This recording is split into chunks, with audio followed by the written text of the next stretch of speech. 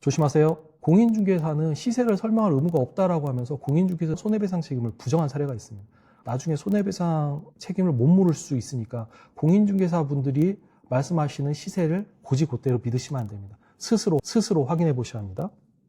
실제로 이런 공동담보주택에 대해서 권리 분석을 못 하시는 공인중개사도 많고요. 실제 변호사분들도 이런 사례를 보지 않으면 못 하시는 분들이 되게 많습니다. 그래서 등기부에 공동담보라고 뜹니다.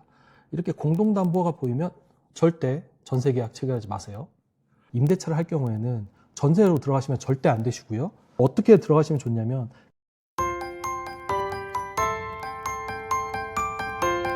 후순위 전세 중에 가장 위험한 공동담보 전세에 대해 좀 설명을 드릴 거예요. 공동주택은 알겠는데 공동담보는 모르겠다는 분 계시죠. 공동주택이라는 건 아파트처럼 각 집이 모두 구분 소유자가 있는 것을 말하죠. 그럼 공동담보라는 건 뭐냐?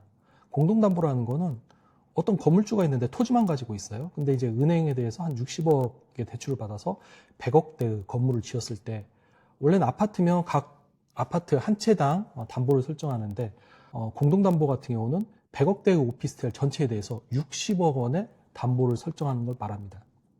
이게 2013년 6월 20일 PD수첩에 제가 법률 자문을 했던 사건이어서 보면서 설명을 드릴게요. 이 건물을 보시면 창문은 복도라고 생각하시고 좌우에 창문들이 있잖아요.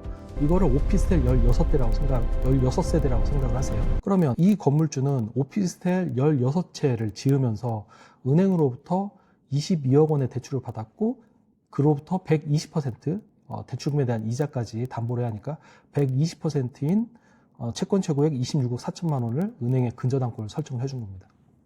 그러면 이 오피스텔에 문제가 생겼을 때 은행은 26억 4천만 원을 먼저 가져가는 거죠.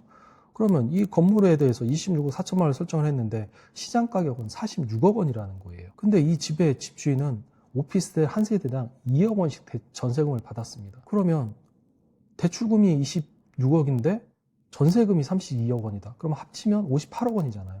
건물 가격은 46억 원이라는데 뭐 많아야 46억 원이면 50억 하겠죠. 그럼 평균 가격으로 48억 원이라고 가정을 해봅시다. 등기부에서 어떻게 보냐면 48억짜리 건물인데 담보가 26억이 잡혀있네? 그러면 내 집이 2억 원이면 28억이잖아. 그럼 48억 건물에 28억이면 안전한 거지. 이렇게 해서 이제 공동담보주택에 전세로 들어가게 됩니다. 근데 계산 방식은 이렇지가 않아요.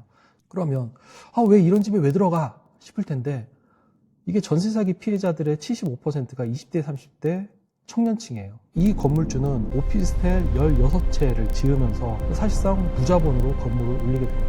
그래서 이런 경우에는 전세 사기가 발생할 수밖에 없고 이 사안은 실제로 부산 전세 사기 사건이었고요.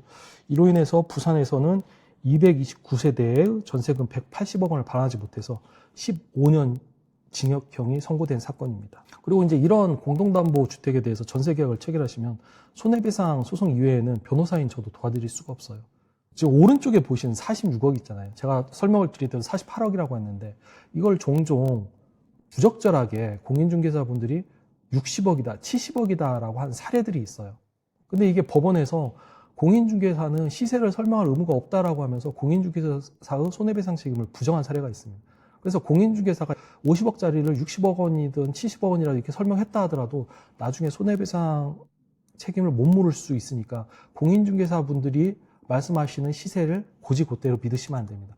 그래서 저는 이제 이런 공동담보주택에 대해서 어떻게 들어가시면 좋냐면 각 지역에 최우선 변제금이 있으세요. 각 지역에 최우선 변제금이 있으니까 뭐 서울 지역 같은 경우는 5,500만 원, 광역시가 아닌 일반 지방 같은 경우는 2,500만 원이니까 그 최우선 변제금을 보증금으로 걸고 거기다 월세 계약을 체결하시는 게 타당합니다.